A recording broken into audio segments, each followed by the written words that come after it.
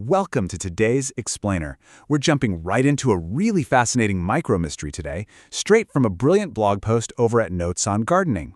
The author, Ang, decided to look at an everyday pantry staple, not as an ingredient for dinner, but as an actual subject for botanical propagation. So get ready, because we are literally turning the kitchen into a laboratory today. Okay, let's dive into this. Have you ever just stared at the glass jars lined up in your spice rack and thought, wait, could a pinch of curry seasoning actually grow a real plant? I mean, it sounds simple enough, right? But as you'll see through Ang's meticulous garden log, the stakes of planting a simple pantry staple are surprisingly high, and honestly, the results are absolutely anything but guaranteed. Section 1. The Spice Rack Experiment. Turning culinary ingredients into botanical subjects. So this brings us to the overarching narrative of Ang's whole experiment. What starts out as a simple gardening log quickly transforms into a seriously captivating micro-mystery. Now, to understand where we are right now, we kind of have to look at where Ang started. See, in her first attempt, Ang tried propagating a mix of different spice seeds all thrown together, and, well, 0 sprouts. Complete dud. But learning from that failure, her second attempt is all about isolating the variables.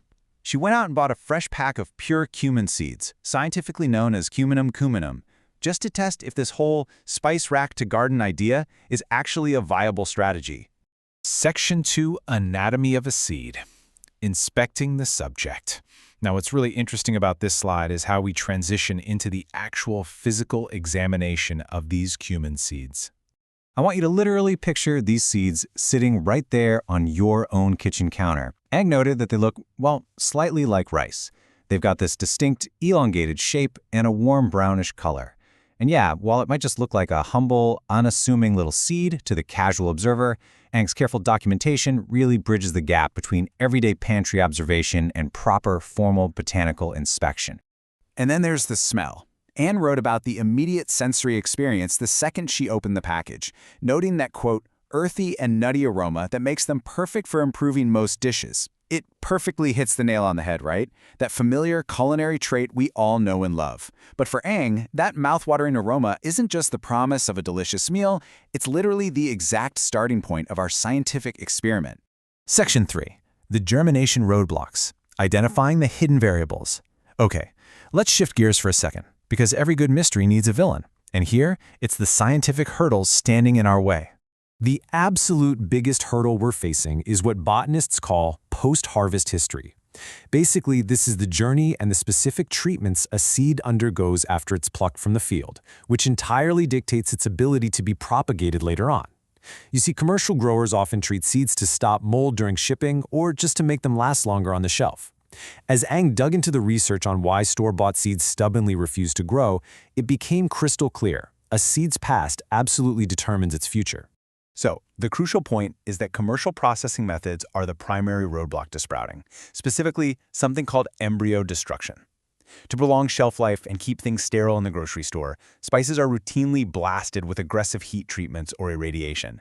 In that process, it completely kills the seed's internal embryo, wiping out any chance of germination. If Ang's cumin went through that, well, the experiment is over before it even begins. But Ang formulated a genuinely clever hypothesis, and it's all based on basic economics.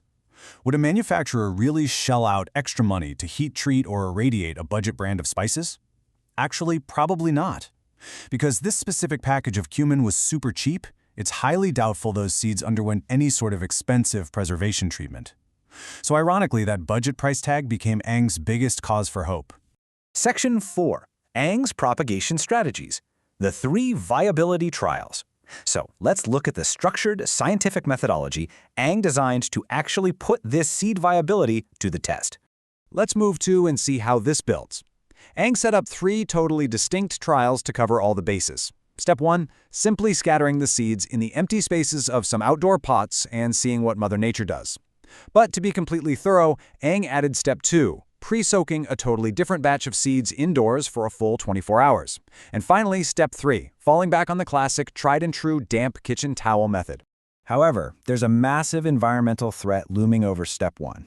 Check out this text right from Ang's log. With the heatwave season starting, I'm unsure this will yield good results unless I water the pots regularly. This creates a literal ticking clock for our experiment. The harsh outdoor heatwave is directly threatening those seeds scattered in the pots, making constant watering an absolute non-negotiable necessity. And honestly, this perfectly explains the genius logic behind steps 2 and 3.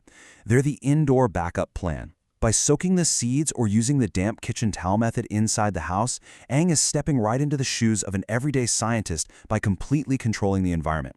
This indoor plan entirely bypasses that unpredictable outdoor heat wave, it tests the seed's viability way faster, and most importantly, if any results appear indoors, Ang will know for an absolute fact that this budget batch of cumin seeds is viable and ready to grow. Which brings us to the ultimate question. Will Ang's cumin seeds survive the brutal heat wave and actually burst into life? Can a cheap little package of pantry spices truly transform into a thriving garden plant? Ang signs off the journal entry with a simple "till the next post," leaving us completely hanging and eagerly waiting for the final results. So, until we know if those cumin seeds actually sprouted, maybe take a fresh look at your own spice rack tonight. Could you be staring at your very next garden project? Thanks for joining me for today's explainer, and as always, keep wondering and stay curious.